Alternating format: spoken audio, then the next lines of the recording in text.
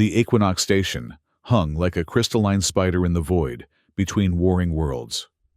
Its 8 massive arms, each representing one of the major species involved in the centuries-long conflicts, extended from a central hub that glowed with artificial daylight.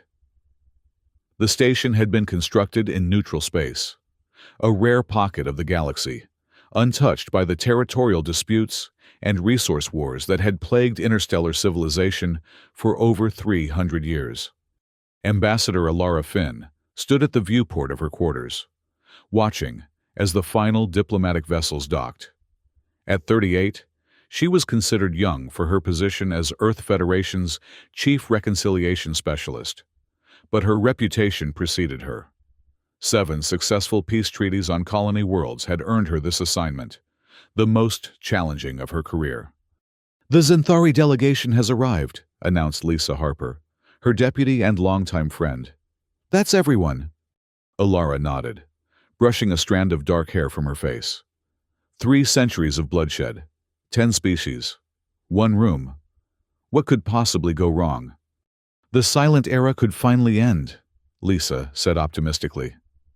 The term had become common parlance for this period of history, not because actual warfare had ceased, but because the conflicts had become so normalized that they barely registered in public consciousness anymore. Small, persistent skirmishes across hundreds of worlds had replaced the grand battles of previous eras, bleeding resources and lives in a slow, quiet hemorrhage. "That's the plan." Alara straightened her navy blue diplomatic uniform, its silver embroidery catching the light. "Though I suspect some parties prefer the silence to continue indefinitely." The station's central hall was an octagonal marvel of engineering. Each of the 8 delegation areas had been meticulously designed to accommodate the biological and cultural needs of its occupants. The Grillian section was filled with a dense, atmospheric fog that swirled around their arthropod-like bodies. The Xanthari required higher gravity plates and ultraviolet lighting. The Corvash delegation's area was kept at near freezing temperatures. At the center of the hall stood the Truth Sphere, a massive holographic projector that would display real-time data during presentations, allowing all species to see information translated into their preferred sensory medium simultaneously. As Alara took her position at the Earth delegation's platform, she noticed the subtle tensions, the way the Xanthari representatives kept their back appendages angled away from the Corvash, how the Grillian emissaries' antennae twitched nervously whenever a Melosian diplomat moved too quickly. "Welcome to the Galactic Peace Summit," began the station's AI facilitator, its voice modulated to sound pleasant to all species present. "Today marks the beginning of what we hope will be the end of the Silent Era conflicts." Alara's communication device vibrated in her pocket. She discreetly checked it beneath the table and found an anonymous message with a simple heading: "Confidential. Summit manipulation evidence." She glanced around the room, trying to identify who might have sent it, but all delegates were focused on the opening ceremonies. With practiced composure, she opened the file. What she saw made her blood run cold. Financial records, communication logs, weapons contracts, all pointing to a shadowy conglomerate called Red Light Corporation. The evidence suggested that this interspecies corporate alliance had been manipulating peace summits for decades, ensuring they would appear productive while subtly sabotaging any chance of lasting peace. War was profitable, and Red Light had shareholders across all 10 species. The negotiations were rigged to fail, had always been rigged to fail. A message from Lisa appeared on her screen. "Delete it. Now. If you reveal this, the summit collapses immediately." Alara closed the file but didn't delete it. As the AI facilitator droned on about hope and cooperation, she was already making mental calculations about what to do next. Reveal everything and watch 3 centuries of careful diplomacy crumble? Or play along, knowing the entire process was a charade? The first day of negotiations proceeded with ceremonial presentations. Each species outlined their grievances, territorial claims, technological rights, and reparation demands. Alara listened with only half her attention. The other half dedicated to cross-referencing historical peace summit records with the new data she'd received. The pattern was unmistakable once you knew to look for it. Treaties designed with subtle loopholes, resource agreements with built-in points of contention, security protocols with deliberate blind spots, all created to ensure that peace would hold just long enough for military contractors to develop new weapon systems and secure new funding before hostilities inevitably resumed. That night, Alara paced her quarters, sleep impossible. "You're considering exposing them," Lisa said. Not a question, but a statement of fact. "How long have you known?" Alara asked. Lisa sank into a chair. "I suspected during the Proxima Centauri negotiations last year. A perfect treaty suddenly fell apart over a clause that hadn't been there in earlier drafts. I started digging but was warned to stop."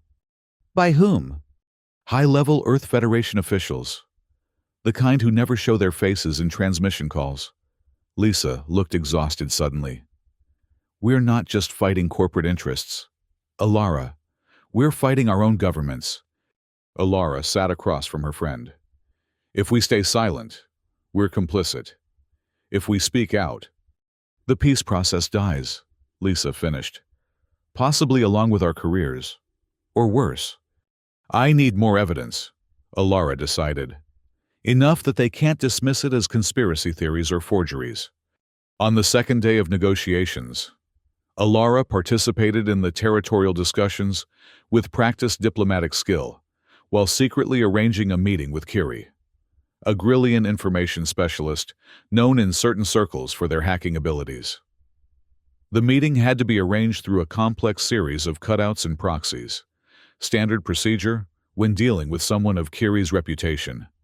They met in the station's arboretum, a neutral space designed to approximate various homeworld environments in different sections.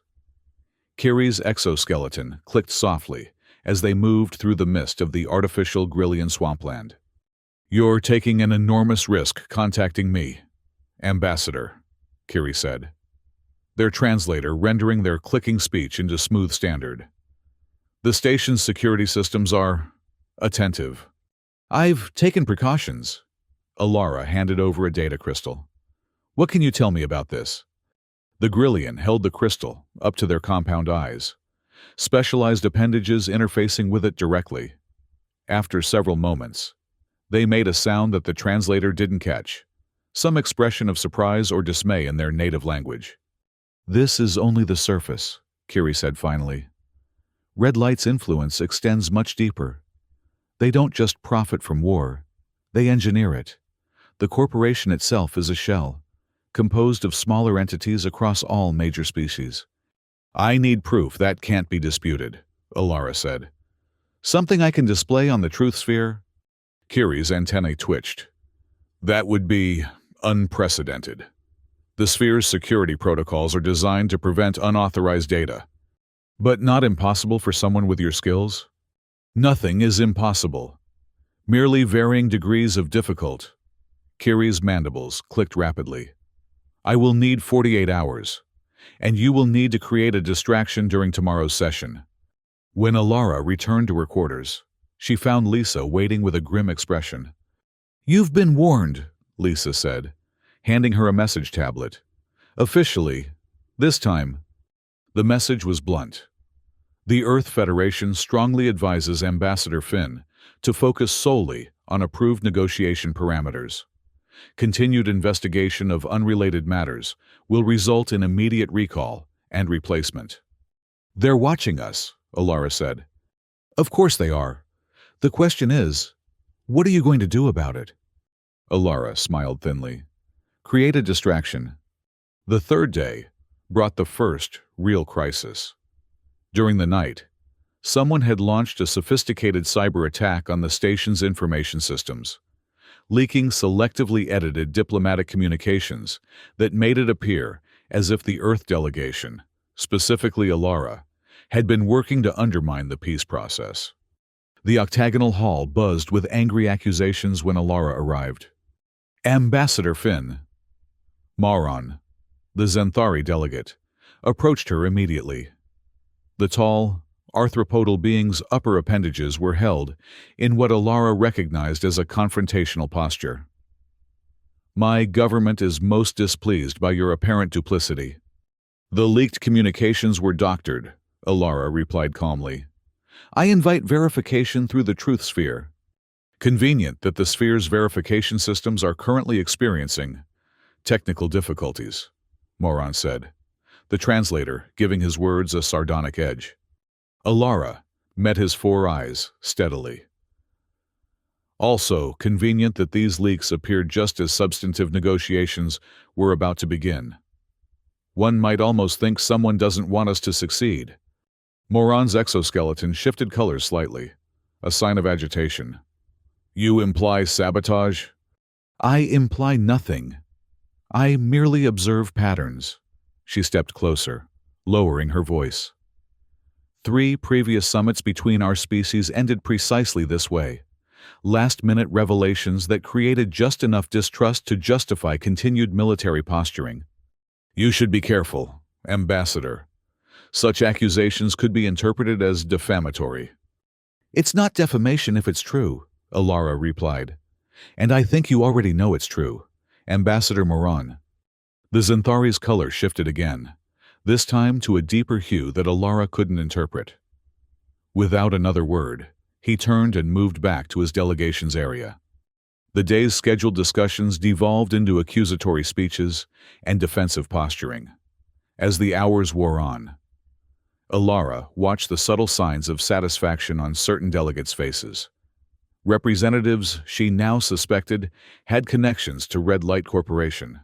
The chaos was serving someone's purpose. That evening, Lisa brought more troubling news. "Security sweeps of our quarters have been authorized," she said. "Officially to protect us after the data breach. But really, to find what we've discovered," Alara finished. "Kiri warned me this might happen. The data is secure." "Is it worth it?" Lisa asked suddenly. "Even if you expose this conspiracy, what then? The summit fails, the wars continue, and the next summit will just be manipulated by someone else." Alara considered this. Maybe, but at least it would be honest failure, not engineered failure. We can't build peace on foundations of deception. The 4th day brought emergency sessions as delegations demanded explanations for the leaked communications.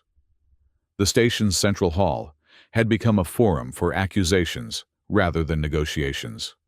Alara sat through 3 hours of diplomatic posturing, watching as the peace process she'd worked toward for years disintegrated before her eyes.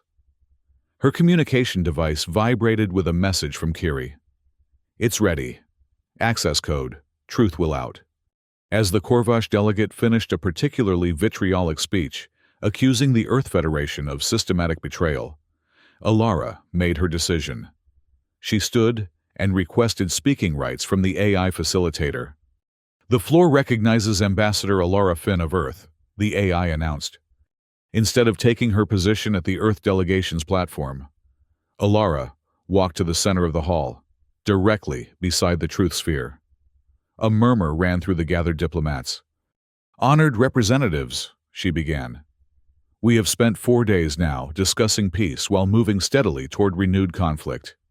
This pattern is not accidental." She removed a small device from her pocket and held it up. "This contains evidence that our entire peace process has been compromised, not just this summit, but every summit for the past 50 years. The hall erupted in overlapping translations as delegates demanded explanations or shouted objections. "Ambassador Finn," the Earth Federation's senior official transmitted directly to her earpiece. "You are ordered to stand down immediately." Alara ignored him and inserted the device into the Truth Sphere's access port. "Display file Omega True. Authorization code Truth will out." For a moment, nothing happened. Then the sphere's security protocols engaged, bathing Alara in scanning beams. She held her ground, heart pounding.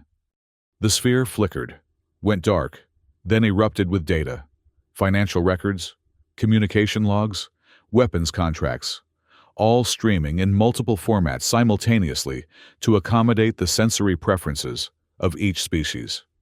"This is Red Light Corporation," Alara announced as the evidence flowed around her. "A multi-species conglomerate that has been manipulating peace negotiations for decades to ensure continued military spending and weapons development." The hall descended into chaos. Delegates leapt to their feet, some shouting denials, others demanding more information. Security drones moved toward Alara, only to be intercepted by Kiri, who had evidently hacked their command protocols. Moran of the Xanthari pushed through the crowd toward Alara. "Is this verified?" he demanded, his exoskeleton now pulsing with rapid color changes. "Every piece," she confirmed, "cross-referenced and authenticated." On the sphere, the evidence continued to mount. Records showing how red light operatives had infiltrated every major government, how peace treaties had been deliberately structured to fail, how conflicts had been stoked in resource-rich regions to justify military intervention. Alara raised her voice over the tumult. "The Earth Federation hereby withdraws from these negotiations." The announcement silenced the hall momentarily. "We refuse to participate in a process designed to fail," Alara continued. "We refuse to be pawns in a game where peace is never the true objective. We refuse to pretend that diplomacy is happening when what we're really doing is setting the stage for the next profitable conflict." She looked around the room, meeting the eyes, or sensory organs, of each delegation's leader. "When you're ready for genuine peace, contact us. Until then, we will pursue our own path toward galactic stability." And with that, Ambassador Ilara Finn turned her back on the assembled diplomats and walked out of the hall. The sound of the massive doors closing behind her echoed through the suddenly silent chamber. In the immediate aftermath, the remaining delegations split into factions. 5 species, led by the Xanthari, under Moran's suddenly decisive leadership, called for a continuation of transparent peace efforts. 3 others, whose governments were most deeply entwined with Red Light Corporation, attempted to discredit the evidence. The Grillians, with Kiri now openly acting as their representative, declared themselves neutral, but continued to release additional evidence of corporate manipulation. Smaller, unofficial discussions began taking place, not in the grand octagonal hall, but in recreation areas, dining facilities, and observation decks. Without the formal structure and predetermined agendas, delegates found themselves engaging in more honest conversations about their species' actual needs and concerns. Moran sought out Lisa Harper, who had remained as Earth's observer. "Your ambassador's actions were unexpected," the Xanthari said. Lisa studied him carefully. "But not unwelcome, it seems." The Xanthari High Command has long suspected external manipulation of our conflicts with Earth and others. We lacked proof. His exoskeleton shifted to a contemplative blue hue. "What happens now? That depends on how many of your colleagues are willing to acknowledge the truth versus how many prefer the profitable fiction." Kiri continued to release additional data, carefully targeted to influence specific high-ranking officials across multiple governments. Several military leaders, confronted with evidence of how they had been manipulated by Red Light Corporation, turned against their corporate handlers. 3 months later, Alara sat in her apartment in Geneva, Earth's diplomatic capital, watching the sunset paint the Alps in golden light. Her dismissal from the diplomatic service had been immediate, but curiously quiet. No public denouncement, no formal charges, just a simple removal from her position and a strong suggestion that she maintain a low profile. Her communication device chimed with an incoming transmission from Lisa. "You should be watching the feeds," Lisa said without preamble. "They're reconvening." Alara switched on her view screen to see a gathering unlike any previous peace summit. 8 species, including Earth, represented by Lisa herself, had formed what they were calling the Authentic Peace Conference. The traditional octagonal hall had been replaced by a circular table where all delegates sat as equals. Most notably, absent was any mention of Red Light Corporation, whose operations had been targeted by simultaneous enforcement actions across multiple worlds in the past months. Initial reports show an 85% reduction in interplanetary conflicts, Lisa reported. It turns out when you're not actively trying to start wars, they don't start quite so easily. And the holdouts? Alara asked. Coming around. It's hard to maintain a war footing when your former enemies keep extending olive branches and offering favorable trade terms. Lisa smiled. They're calling it the Finn Doctrine, the idea that sometimes walking away from a broken system is the only way to build a functional one. That's flattering, I suppose. It's more than flattering. They want you back, not as a delegate but as an advisor to the newly formed Authentic Reconciliation Alliance. Alara raised an eyebrow. The same governments that fired me 3 months ago? Different people in charge now. In many cases. It's amazing how quickly leadership changes when evidence of corruption becomes public. Lisa's expression turned serious. Will you accept? Alara looked out at the mountains again, considering the offer. When does the transport leave? 2 weeks later. Alara stood at the viewport of an interstellar transport, watching Earth recede into the distance. The stars spread before her like possibilities, each one representing worlds that might, for the first time in centuries, know genuine peace. She thought about her words as she'd walked out of that hall. How sometimes the strongest statement for peace was refusing to participate in its perversion. Sometimes walking away was the most powerful step forward. Alara smiled as the ship accelerated to faster-than-light speed, the stars streaking into lines of light around them. Behind her lay a career in ruins, but a conscience intact. Ahead lay something far more valuable, the chance to build peace based on truth, rather than convenient fictions. And perhaps that was worth everything she had sacrificed. The days and weeks that followed tested Alara's conviction. As advisor to the Authentic Reconciliation Alliance, she found herself navigating a complex landscape of genuine peacemaking, messier, more difficult, and infinitely more real than the choreographed diplomatic theater she had abandoned. The new headquarters orbited a previously contested planet, now designated as neutral territory. Unlike the rigid, segregated design of the Equinox Station, this facility emphasized shared spaces where different species could interact naturally. The central chamber featured a round table with adaptive environmental controls at each position, allowing all delegates to exist comfortably in the same atmosphere. It's harder this way, Moran admitted during one late-night strategy session. The Zenthari delegate had become an unlikely ally. His initial skepticism transformed into determination after the red light revelations. When peace talks were designed to fail, paradoxically, everyone's role was simpler. We made demands we knew wouldn't be met, rejected compromises we secretly wanted, and returned home to report honorable failure. And now, Alara asked, nursing a cup of tea while Moran absorbed nutrients through specialized appendages. Now we must succeed. His exoskeleton rippled, with colors expressing complexity beyond what the translator could capture. My government expects results. Actual, lasting peace with species we've been taught to fear for generations. It's disorienting. Alara nodded. Earth is no different. 3 centuries of conflict created industries, careers, entire cultural identities built around the inevitability of interstellar tension. Peace threatens all of that. Yet here we are, Moran said, attempting it anyway.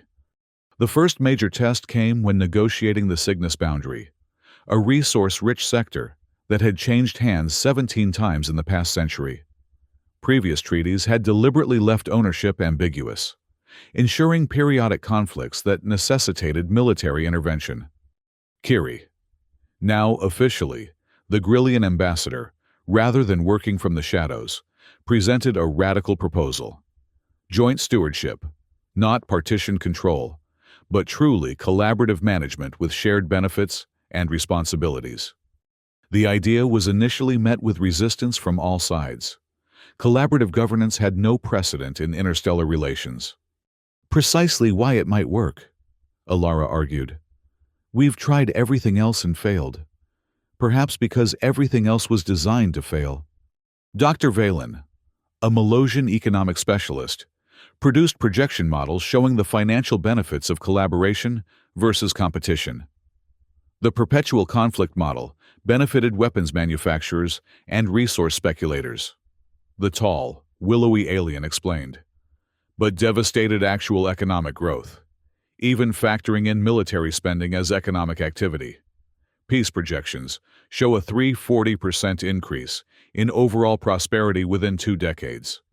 Prosperity isn't everything, objected the Corvash representative, whose species valued territorial sovereignty above all else.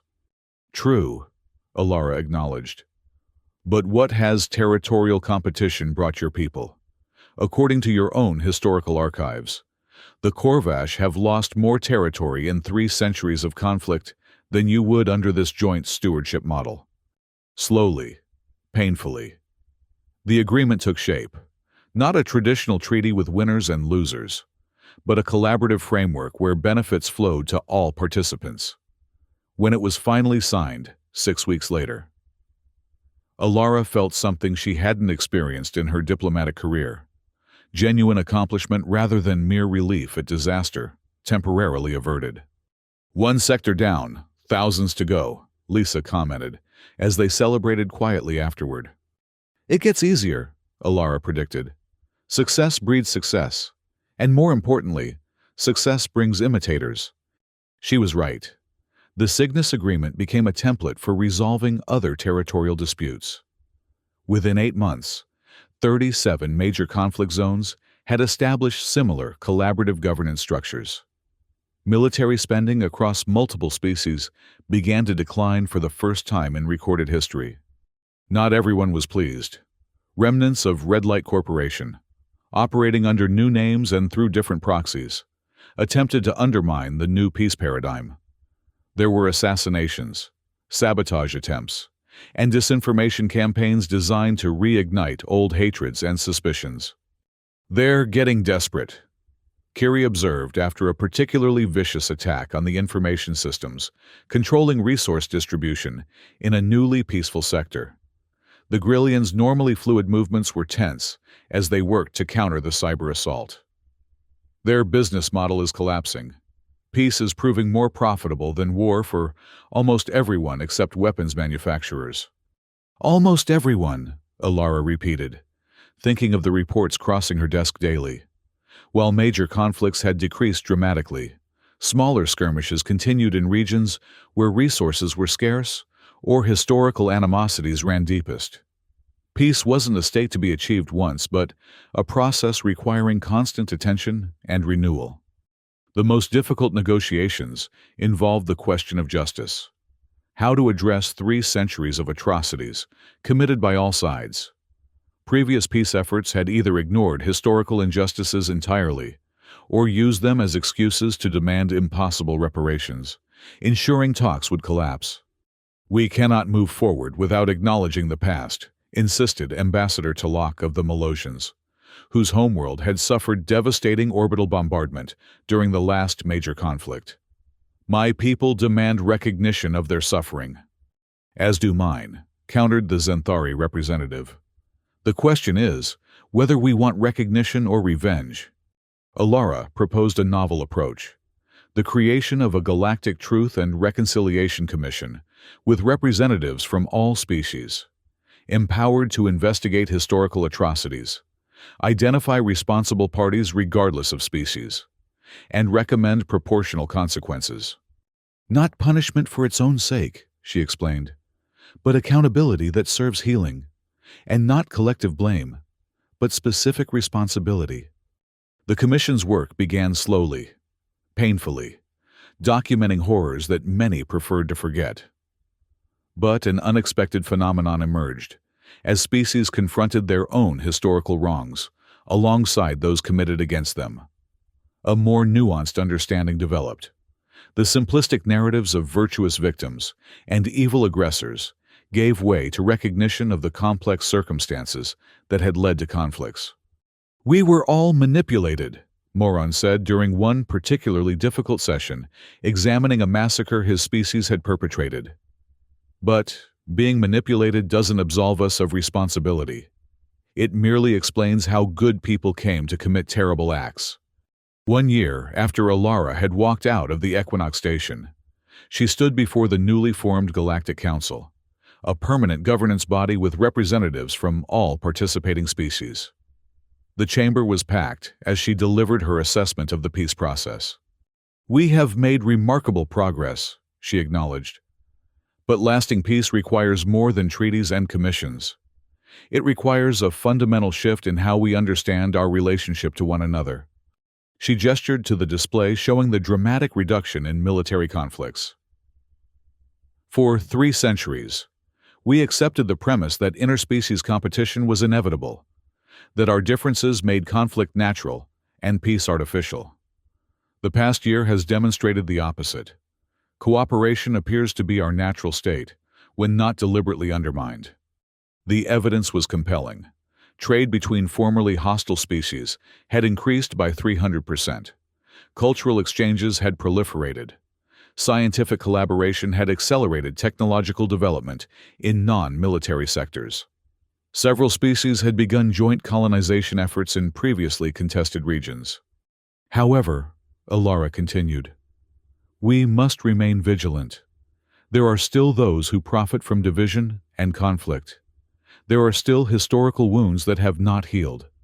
There are still resources that remain scarce despite our best distribution efforts."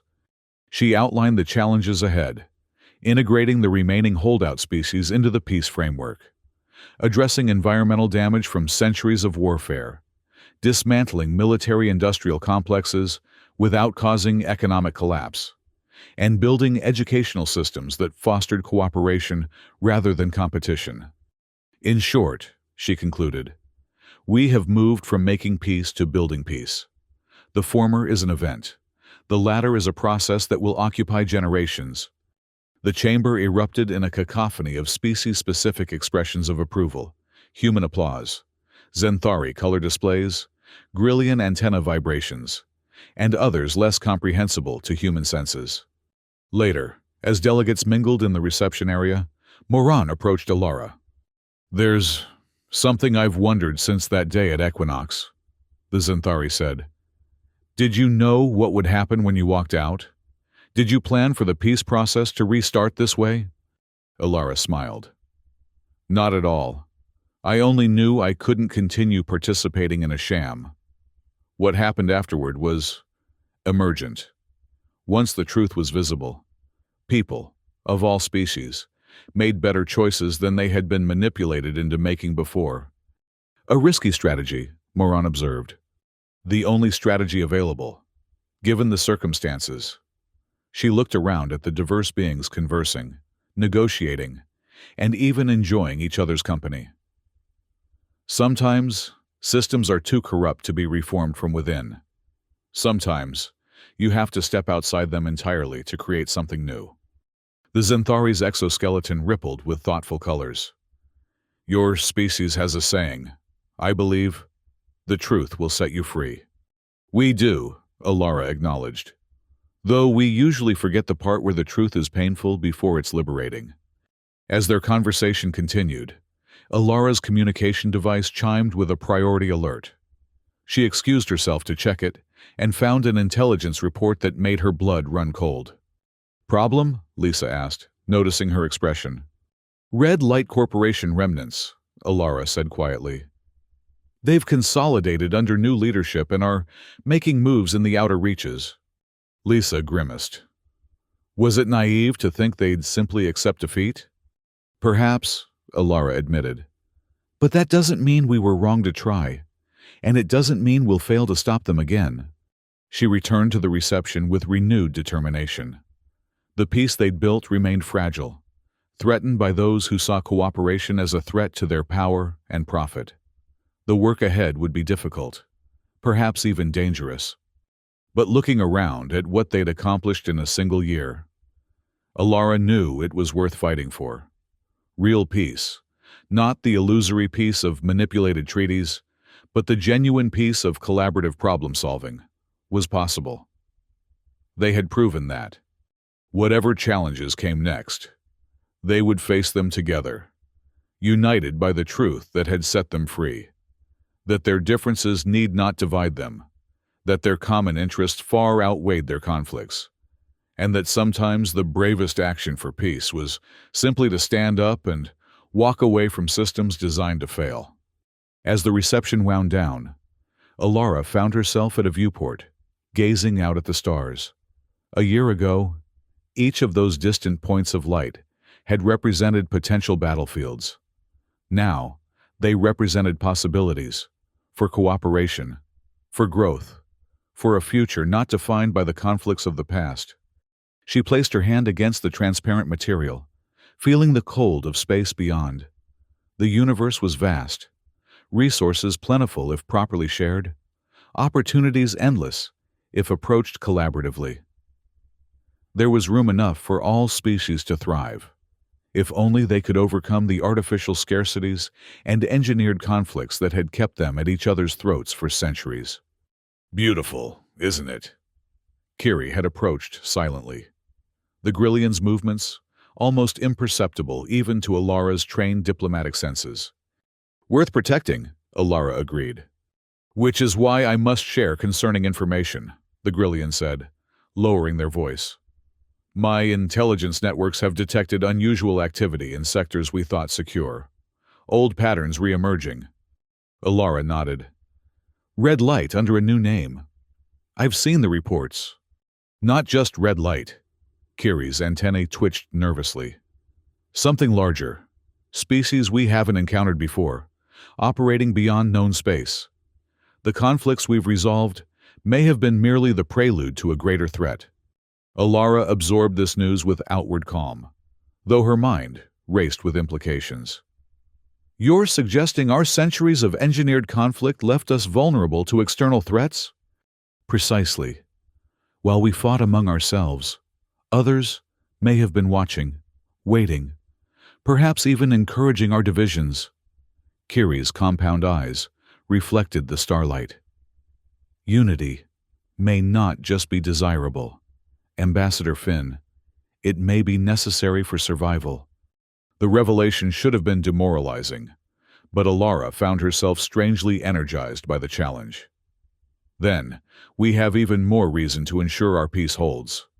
If we could overcome 3 centuries of manipulation to collaborate now, perhaps we were always meant to stand together. A hopeful perspective, Kiri observed. Hope is a strategic necessity, Alara replied. Without it, we'd still be at Equinox, playing our parts in a performance of peace while preparing for the next profitable war. The next morning, Alara convened a small group of her most trusted colleagues, Lisa, Moran, Kiri, and Dr. Valen, to discuss the emerging threat. They met in a secured room, electronic countermeasures ensuring their conversation remained private. If Kiri's intelligence is accurate, Dr. Valen said after reviewing the data, we face a critical decision. Do we inform the Council immediately, potentially destabilizing our fragile peace with fear of an external threat? Or do we investigate further, risking that we may lose valuable preparation time? There's a third option, Alara suggested. We use this information to strengthen our alliance, not through fear, but through opportunity. The prospect of advanced species beyond our borders offers as much potential for exchange and growth as it does for conflict. You assume their intentions are peaceful, Moran observed. I assume nothing, Alara countered. But I know that approaching unknown situations from a position of fear often creates the very conflicts we seek to avoid. We prepare defensively while reaching out diplomatically. Over the following months, this dual approach guided their actions. While military coordination improved between formerly hostile species, creating defensive capabilities far beyond what any single civilization could achieve alone. Diplomatic and scientific missions ventured into previously unexplored regions of space. The first contact with the external threat came not through battle, but through a research vessel's unexpected encounter at the edge of known space. The beings, calling themselves the Luminari, were indeed advanced, having observed the conflicts of the known species for generations. They're relieved, the research vessel's captain reported after initial communications. They've been waiting for us to resolve our internal conflicts before making contact. Their technological capabilities are extraordinary. But they've held to a principle of non-interference, watching as we nearly destroyed ourselves repeatedly. And Red Light's remnants? Alara asked during the debriefing. Apparently attempting to delay this contact by reigniting our conflicts, Kiri explained, integrating this new information with their intelligence network's findings. The Luminari represent a paradigm shift that would render weapons of war obsolete, an existential threat to Red Light's business model. The integration of the Luminari into the galactic community became Alara's final, great diplomatic challenge. Their technology offered solutions to resource scarcities that had driven conflicts for centuries. Their philosophical perspective, having evolved beyond internal warfare millennia ago, provided a roadmap for continued peaceful development. 2 years after walking out of the Equinox Station, Alara stood once more before the Galactic Council, now expanded to include Luminari representatives and delegates from formerly holdout species who had finally joined the peace framework. "We stand at a crossroads," she told the assembled delegates. "Behind us lies a history of conflict, some natural to evolving civilizations, much artificially maintained for profit. Before us lies a future of possibilities we are only beginning to imagine." She gestured to the holographic display showing the dramatic changes of the past 2 years. Conflict zones transformed into collaborative enterprises, military installations repurposed for scientific research, resource distribution systems that had eliminated scarcity in previously contested regions. "The peace we have built is no longer fragile," she continued. "It has proven resilient against those who would undermine it. It has expanded to include those who once rejected it. It has attracted those who watched us from afar, waiting for us to mature enough for contact." There was no applause when she finished speaking. Instead, a moment of profound silence, as representatives of species who had been mortal enemies for centuries contemplated how far they had come. Later, as Alara prepared to board a transport for a well-earned period of rest on Earth, Lisa joined her at the departure gate. "It's really over, isn't it?" Lisa said wonderingly. "Not just a temporary cessation of hostilities, but actual, lasting peace." "Not over," Alara corrected her. "Just beginning. Peace isn't an endpoint, but a process, one that requires constant attention and renewal." "But the foundations are solid now," Lisa insisted. "Red Light's remnants neutralized, the Luminary integrated, collaborative governance established. You've accomplished what generations of diplomats couldn't." Alara shook her head. "Not me. Us. All I did was expose the truth and walk away from a broken system. Everything that followed came from countless beings choosing a different path, once they could see clearly." The transport announced final boarding, and Alara gathered her few possessions. "What will you do now?" Lisa asked. "The Alliance has offered you any position you want." Alara smiled. "I'm thinking of teaching. The next generation should understand how close we came to perpetual conflict, and how simply we ultimately escaped it." "Simply?" Lisa raised an eyebrow. "There was nothing simple about what you did." "The action itself was simple," Alara insisted. "One person standing up and walking away. The courage to do it was the hard part." As her transport pulled away from the station, Alara gazed out at the stars once more. She thought about that moment 2 years ago when she had turned her back on the assembled diplomats and walked out. So simple an action to change the course of galactic history, not through grand gestures or inspirational speeches, but through the quiet dignity of refusing to participate in a lie. Sometimes, she reflected, the most powerful peace statement wasn't joining together, but walking away, creating the space for something better to emerge. The paradox of peace was that sometimes you had to disrupt it to truly achieve it. The stars streaked into lines as the transport accelerated to faster than light speed, carrying her toward Earth and whatever future awaited. Behind her lay a transformed galaxy. Ahead lay rest, reflection, and new challenges yet unimagined. Alara Finn, the diplomat who had collapsed peace negotiations by simply walking away, smiled as the truth of what she had learned settled into her soul. That true peace began not with treaties between worlds, but with integrity within oneself. And that sometimes the bravest, most powerful action was simply to stand up for truth and walk away from systems designed to fail. For in that simple act of integrity, she had created the possibility for something genuine to take its place.